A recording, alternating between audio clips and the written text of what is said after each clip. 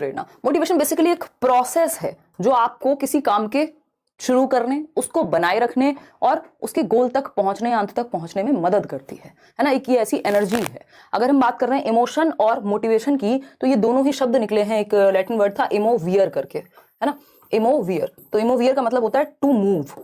तो एनर्जी जब आपकी मोशन में है, उसी को हम इमोशन और मोटिवेशन दोनों से जोड़ सकते हैं। टू मूव यानी आप गति करें, आप बैठे ना रहें एक जगह पर, ठीक है।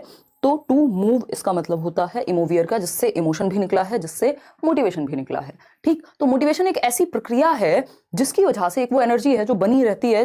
अगर किसी काम को हम शुरू कर रहे हैं, मान लीजिए आपने तैयारी शुरू की, आप मोटिवेटेड थे, आप तैयारी जारी रख रहे हैं, अभी भी मोटिवेशन आपके अंदर होगा। और अगर आप अंत तक पहुंचते हैं तो भी ये मोटिवेशन अपने आप में एक पूरी जर्नी के जैसी हो गई, एक प्रोसेस हो गई जो आपके व्यवहार को डायरेक्ट करती है, इन्फ्लुएंस करती है आपके गोल डायरेक्टेड बिहेवियर करने के लिए आपको, ठीक। तो टू इनिशिएट समथिंग यानी कुछ शुरू करना, उसको बनाए रखना, परसिस्टेंट रहना उस पर, और अंत में गोल तक पहुंचना, ये कंप्लीट प्रोसेस है मोटिवेशन।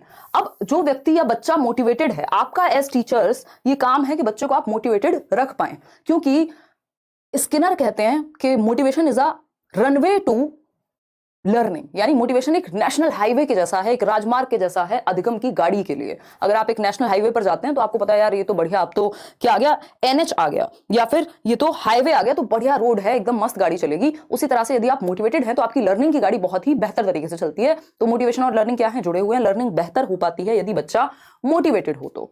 तो हमें क्या करना है एज टीचर्स, बच्चे को मोटिवेटेड रखने की कोशिश करनी है। और मोटिवेशन भी कैसी मोटिवेशन होती है, दो प्रकार की, एक होती है इंटरनल, दूसरी होती है एक्सटर्नल। तो मोटिवेशन भी हमें कोशिश करनी है बच्चे में भरने की इंटरनल। वैसे भरना तो इंटरनल के संदर्भ में अच्छी बात नहीं होगी, आप भर नहीं सकते इंटरनल, बट जो एलिसिट करनी है आपको, जो कोशिश करने के बच्चे से एमर्ज हो क्या इंटरनल मोटिवेशन, उसके अंदर से उभर करके आए।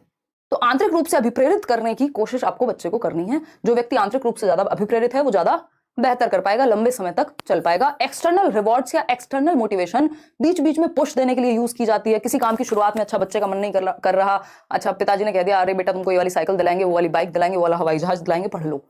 तो बीच में पुश देने के लिए, स्टार्ट करने के लिए किसी चीज के एक्सटर्नल रिवॉर्ड्स या मोटिवेशन का यूज किया जाता है। Otherwise internal motivation any day better है। तो मोटिवेशन यानी अभिप्रेरणा, जो कि एक प्रोसेस है जिसके माध्यम से आप शुरू करते हैं, कुछ बनाए रखते हैं, जारी रखते हैं उस काम को और अंत तक पहुंचते हैं।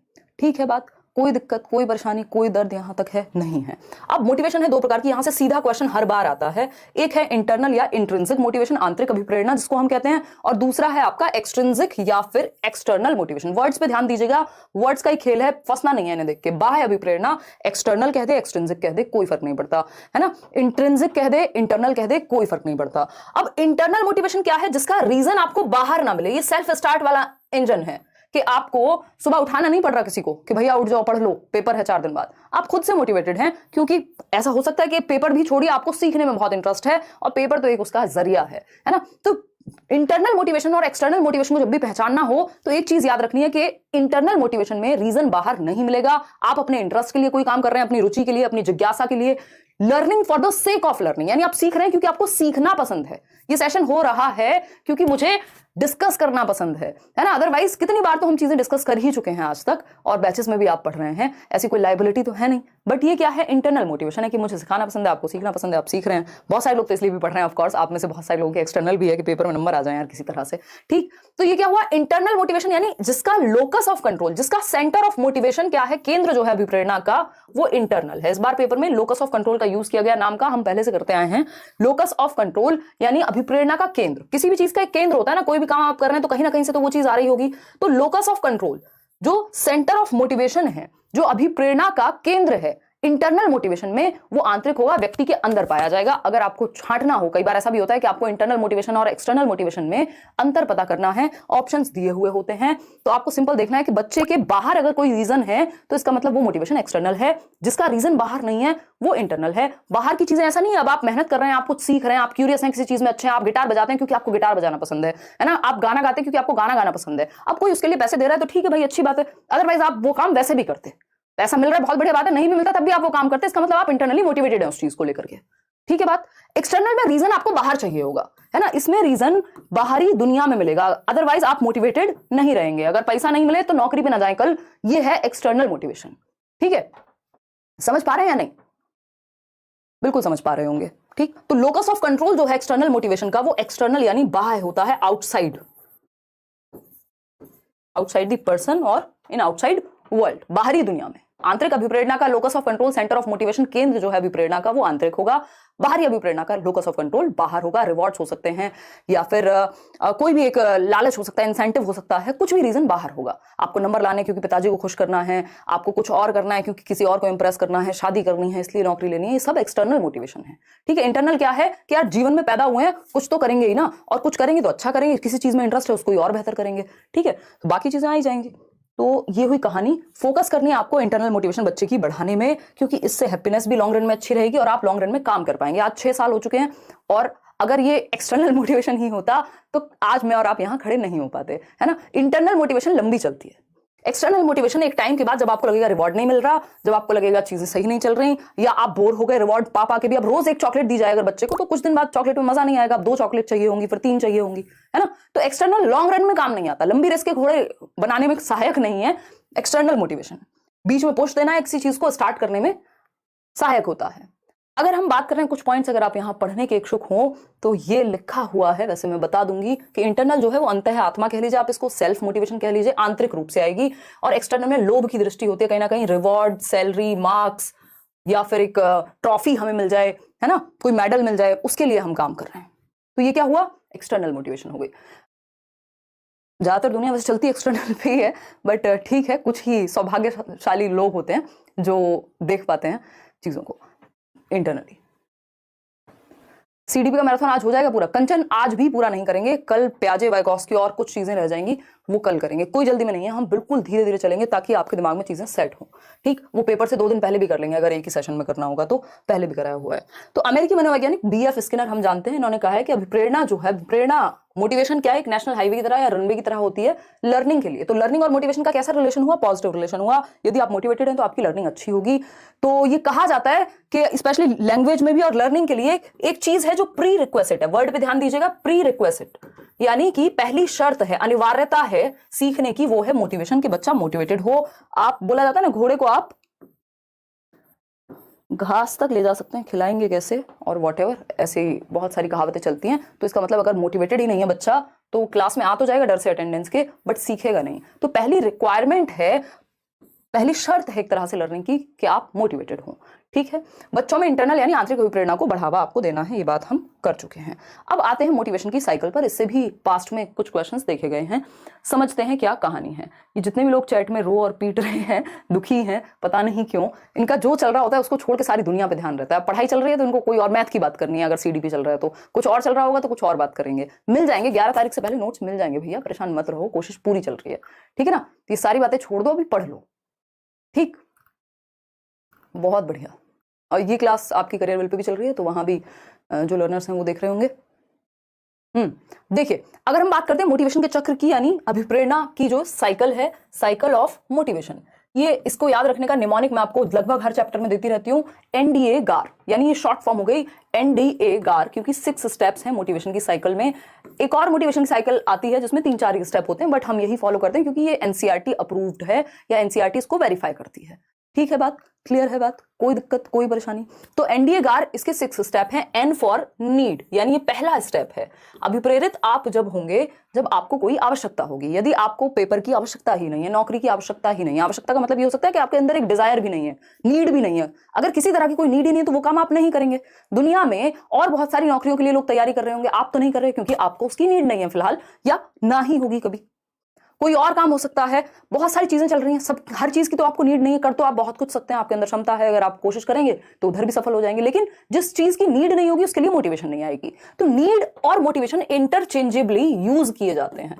नीड और मोटिवेशन इंटरचेंजेबली यूज किए जाते हैं, यानी एक दूसरे के स्थान पर कई बार यूज कर लिए जाते हैं, कि आवश्यकता ही आविष्कार की जननी है, ये बात हमने सुनी है। Need is the mother of all inventions. भाई अगर आपको जरूरत होती है कि भाई एक ट्रॉली बैग भी अगर है तो उसको उठा के ना ले जाना पड़े, उसमें पहिए लगा दिए जाएं, ये क्या है, नीड सॉल्व हुई किसी ना किसी तरह की। ठीक है जी। अगर हम बात कर रहे हैं, बहुत सारे ऐसे एग्जांपल्स मेरे दिमाग में आ रहे हैं कि आप आज की डेट में देखते हैं टच फोन आया, कहीं ना कहीं किसी को तो नीड फील हुई होगी, तभी वो मोटिवेटेड हुआ होगा बनाने के लिए।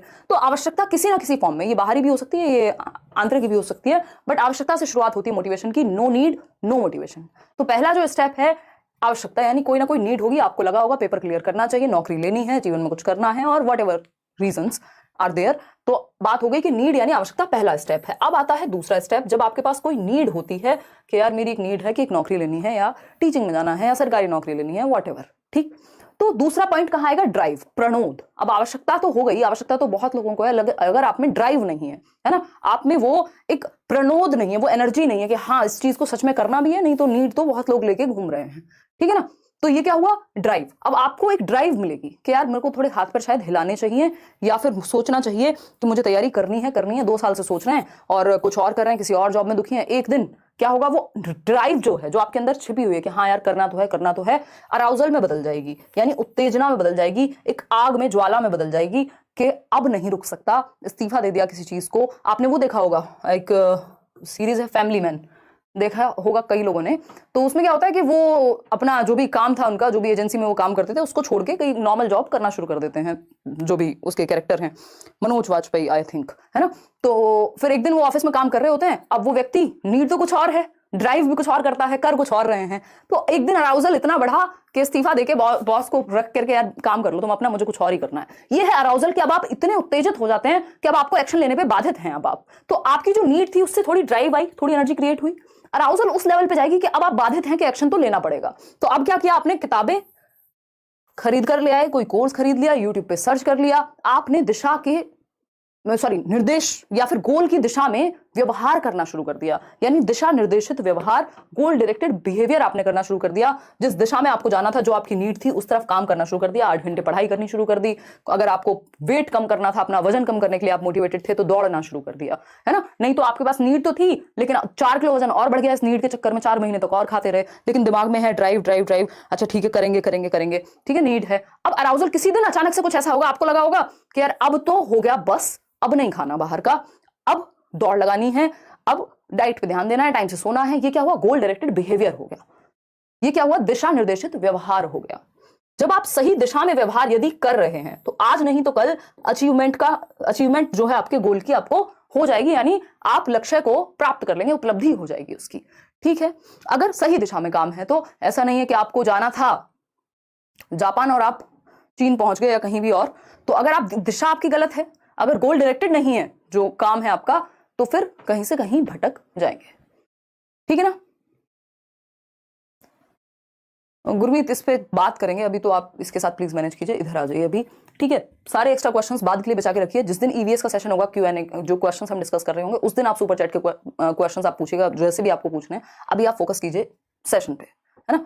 देखो, अगर हम बात कर रहे हैं अचीवमेंट की, तो यानी आपने क्या कर लिया? उपलब्धि हो गई आपको गोल की, आप सही दिशा में भाग रहे थे, आपने सही से खाना खाया, नींद ली, एक्स्ट्रा तला भुना खाना, momos, chilli potato, pizza, burger, ये सब आपने त्याग दिए कुछ टाइम के लिए, तो आप दिशा निर्देशित व्यवहार कर रहे हैं, जिस दिशा में जाना है उस दिशा में। या आप पढ़ाई कर रहे हैं, बहुत दिनों तक आपको मेहनत करनी है कि नहीं नंबर लेकर के आना है, एक दिन क्या होगा? गोल की अचीवमेंट हो जाएगी। अब जिस दिन गोल अचीवमेंट हो जाएगा, उसके बाद जो ये अराउजल था, जो ये उत्तेजना थी, जो ये फायर थी, एक तरह की आग थी आपके अंदर, ये भी कम हो जाएगी, अब किसी और चीज को लेकर के आएगी। ऐसे ही तो मनुष्य की इच्छाएं काम करती है ना, आज इस चीज की आवश्यकता है तो उस दिशा में भागेंगे, जब वो अचीव हो जाएगा तो हमेशा थोड़ी ना आप पेपर देते रहेंगे। अब हो गया सीटेट क्लियर, खुश हैं। अगर आपको लगता है कि अब एक और दोबारा से एग्जाम दे करके और फिर से टेंशन लेने की जरूरत नहीं है, जो भी नीड थी मेरी फुलफिल हो गई, बात खत्म हो गई, ठीक। तो ये 6 स्टेप्स हैं, एनडीए गार बोलते हैं इनको, नीड, ड्राइव, अराउजल, गोल डायरेक्टेड बिहेवियर, अचीवमेंट और रिडक्शन ऑफ अराउजल। ये है आपकी मोटिवेशन की साइकिल, अभिप्रेरणा का